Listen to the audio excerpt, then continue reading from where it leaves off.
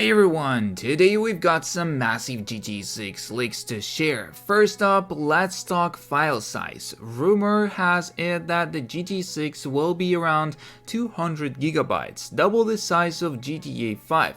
So clear some space on your consoles. Speaking of consoles, the game's release is set to boost PS5 and Xbox Series X sales, especially during the holiday season. Now let's dive into the exciting new features. Players can look forward to buyable properties ranging from ocean view penthouses to rural cabins. Imagine starting in a dingy apartment and working your way up to a luxurious mansion. Graphics absolutely stunning as expected from Rockstar, and GTA 6 Online is said to be more immersive and engaging with dedicated servers and improved vehicle handling. Stay tuned for more updates and get ready for the ultimate gaming experience. Subscribe if you want me to give away multiple GTA 6 copies on the release date. Thank you and let's go. And here we are starting off with, what did you feel at the moment? The first second, I always have this same feeling, my heart sinking and excitement for the best trailer in the video game industry. We had it in the GTA 5, we had same in Red Dead Redemption, and now the GTA 6. The same screenshot the first second, and everybody was so excited about the game and still excited. I mean, we just got one trailer and that's all. Some couple of leaks, but those are unofficial, so it is, I mean the game might change. Next up, places that should return in 6. The film studio, the golf course, the North Mall, and what other specific places from Vice City would you like to return in GTA 6? And here we go with the comments. The Malibu Club and the GIF which we actually could see saying is, am I a joke to you? Basically, no, but I feel like it's already confirmed. Sunshine Autos. I like how you put the DeLorean in front of the movie studio. If you look at it further, you will notice even more Easter eggs if you look at the screenshots. So write down your suggestions on the locations from the Vice City. Would be really interesting to know what you want to see from Vice City to GTA 6. I want the ability to put characters' hands in and out of pockets, kind of like how Aiden Pierce walks around with his hands in his jacket, but you couldn't switch his hands out manually, which is kind of annoying, and I believe this would greatly improve the gameplay experience and immersion. Then you sleep and die as you hit your head on the pavement as you forgot to push the hands in pocket button. Sounds like GTA 4 asks you physics interaction. Man, that game could afford some ridiculous stuff and ragdolls. Next up we go. Wishlist features from other games you want. First one, Sims. The thought about starting a new concept of discussions instead of the usual wishlist, let's dissect features from other games that might work well if added to GTA 6. To start a discussion, this thread's game is Sims, adding my thoughts in the comments, and let's go to the thoughts this guy has. So the Sims comes a lot in some discussions here, with some objecting the idea of ROG elements as they are in the Sims. I personally think some features could be excellent, such as remodeling, building your home and furnitures, their usability and interacting with items in a world. For example, I want to be able to approach a desk or a parking lot and interact with the object with dedicated menus. When click on a desk, you can select an action to place, move, remove trash cans, move, open, kick, etc. Another thing that comes to my mind is gestures menu. When interacting with people, you can select a tone, rude, sarcastic, flirty, etc. or physical gestures, touch, push, get close, threatening moves, welcoming gestures, and etc. The TLDR takeaway for me is interactivity with the world, people, objects, and homes. People, objects, and homes. Next up we go for Buyable properties and player homes. I haven't read too deep into the leaks. I know in the original leaks we see the other two protagonists staying in a motel, but I'm curious if we will actually have access to multiple buyable rentable safe houses. Given how the vast world will be from wealthy neighborhoods and ocean view penthouses to rural, wooded, and swampy areas, plus the inner city hood trailer park areas, they're just like sea seems like so much opportunity for a vast array of different player homes. I also think one of the coolest ways to see progression is starting out in a dingy apartment to having beautiful homes later on. I assume the hotels will work similarly to how they did in Red Dead Redemption 2. As I understand, a lot of the game will be the main couple of on the run, so maybe a constant safe house wouldn't make sense, but maybe as the story progresses, I don't know. I just feel like that was really lacking in GTA 5 single player, and also the issue of always having money but nothing to spend it on. Customization is such a fan-loved feature, so being able to own multiple homes with some interactive features and maybe even some level of customization would be dope. Obviously not like the Sims level, but just some base changes. I feel it would be a missed opportunity, being able to explore the world and finding an area you really like and being able to have your own home there seems dope. So I wouldn't give a shit if we only had one house for different parts of the game, as long as they made it feel as homely as they come from Red Dead Redemption 2 or Beecher's Hope, and not a save button with a box around it. I want to be able to have interactions with other people at my house and be able to do shit to get buffs or stats boosts, and have a bunch of things be customizable by completing fun tasks in free roam. I doubt they actually would do that with 20 different properties, but it did sink 2 billion into the game, and they did it with 6-7 places in Red Dead Redemption 2 as 7 years prior, so who knows, it could actually be possible. The next one we go for, my top 10 wishlist for GTA 6 aside from the usual expected improvements such as graphics.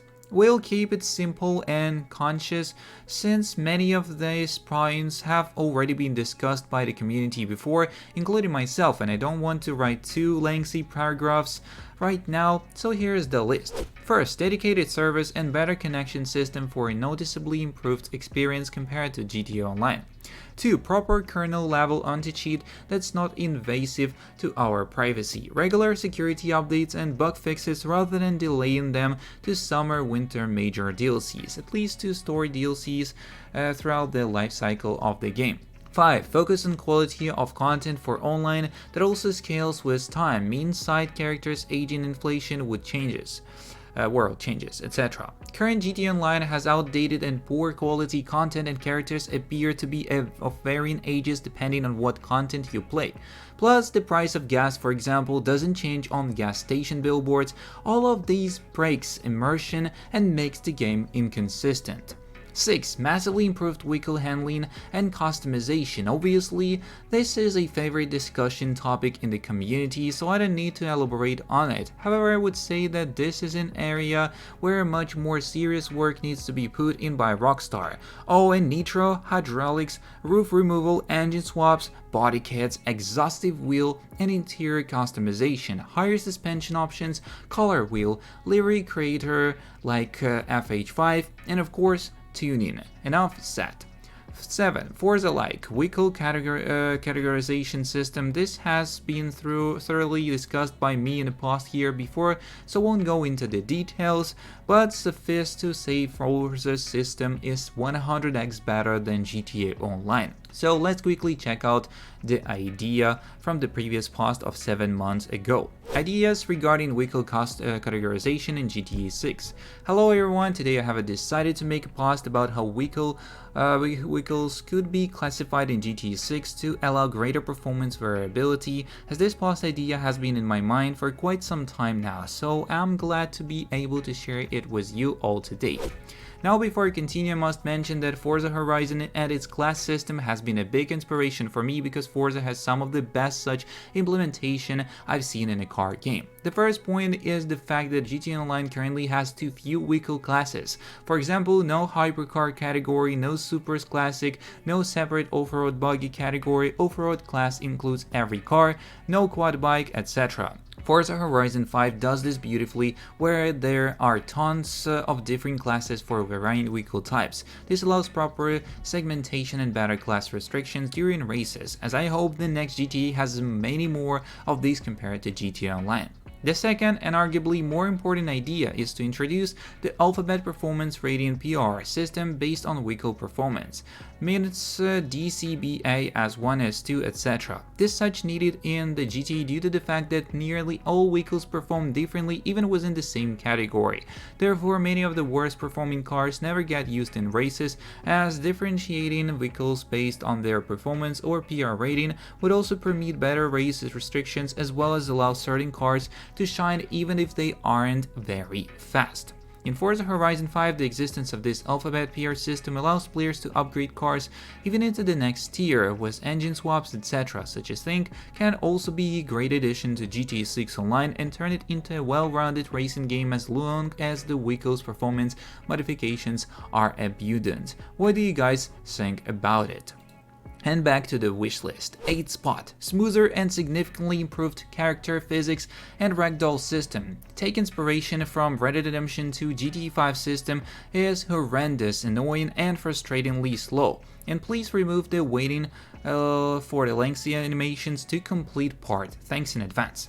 9. Great focus on letting us make use of everything we own in heists, missions, contracts, etc. A new rank system with rank game mods would promote competitiveness among players and give them another reason to use their equipment, vehicles, thus increasing the life cycle of online. 10. Improved gunplay and gun customization like Call of Duty's Gunsmith and everything in between regarding guns such as bullet drops and adds time. But please no more depressors or sticky bomb spam. Bonus point, much faster vehicle speeds, especially for boats and aircraft. 400 km per hour for hypercars would also be great. So what do you think about this one? I have a few features I would love to see. Refueling option, make it a settings option we can turn on and off. Make it a base game on feature that's told by message that hey, you can turn this feature off for those who think it is when it would be a hassle. Likewise for online, have 2 online modes. One where it's on, one where it's off. Working windshield wipers and HQ visual effects on cars when raining, as well as what you mentioned, vastly improved vehicular physics to be more realistic and less arcadey. More legit jobs, such as the taxi driving you can do on GTA 5, transport goods in a lorry or such to different locations. Should it be a you must do this? Hell no, but it would be a cool addition and yet another way to earn a bit of cash other than robbing and killing. Another game setting option, need to eat, drink and sleep. For all of us, tens, if not hundreds of thousands, if not millions of role players who wanna immerse ourselves in the game. The ability to sit on every bench, chair, etc. I want to be able to take a seat at the bench on the pier and enjoy the view. Lastly, I think I speak for most of us, keeping the game grounded and realistic, no futuristic vehicles, weapons or such. Maybe not as serious tone as GTA 4 and Red Dead Redemption 1 and 2, but not as light and goofy as the GTA 5 either. Next up, GTA 6 struggling console market. Media's game forecast points to challenges for console growth next year. Meanwhile, Sony announced in its recent financial earnings that roughly half of its 118 million monthly active PlayStation users are still on PS4, not the newer PS5. While Xbox struggles in selling new generation hardware are common knowledge. We are now crossing the halfway point of the latest console generation, so the large share of consumers on older machines might seem surprising, but it makes sense. The PS5 and Series X and S have essentially, until very recently, been glorified incremental upgrades for the PS4 Pro and Xbox One and X. Thanks to the live service revolution, many popular titles including Fortnite, GTA 5 and Minecraft are years old and available on last chance machines, weakening the current generation's value proposition. Consoles were supply constrained at launch, meaning many consumers missed it early get it while its hot launch period. The above led PlayStation to release its highest profile first-party content, God of War, Ragnarok and Horizon Forbidden West, across generations. Tactic Xbox already followed in its Play Anywhere initiative. There's a first-party content rot owing to game development timelines spiraling out of control. PC is on the rise with more PlayStation and Xbox content and more accessible ways to play. So, let's enter the GTA 6. GTA 6, the silver bullet the console market needs. While $500 is a big ask for consumers right now, hype for GT 6 will undoubtedly bring more consumers into the new gen fold. Here's how it will help drive console revenues. The autumn release will ensure GT 6 is on digital shelves for the holidays, as GT 6 will likely put a PS5 or Xbox Series console on many Hanukkah and Christmas lists. GT 6 has enough cultural clout to bring back entire demographics to gaming, as GT has enjoyed immense popularity since the release of GT 3 in 2001, almost 25 years ago now, meaning there is a cultural touch point for all the generations. FOMO and word of mouth will take care of the rest. Many consumers who began playing during the lockdowns but stopped after the world opened up again will likely return for GT 6. Many players who re-enter the console fold or upgrade will also gravitate towards other new generation content they may have missed, as the multi-game subscriptions are facing growth challenges on console, but the new influx of GTA players looking to expand their new-gen horizons might subscribe, adding a little growth to this saturated console vertical. GTA 6 is not necessarily a silver bullet, but it will prime the current console market to make a splash in the latter half of its lifespan. History tells us that the biggest, best received premium games come at the end of the console generations, so GTA 6 actually getting more consumers aboard for the coming content storm is a clear positive for the console market, and it will also be a strong use case for one of the market's worst kept secrets, the PS5 Pro. So that's kind of all the information we got for today's video. Don't forget to subscribe, like, and share. See you in the next one, and peace.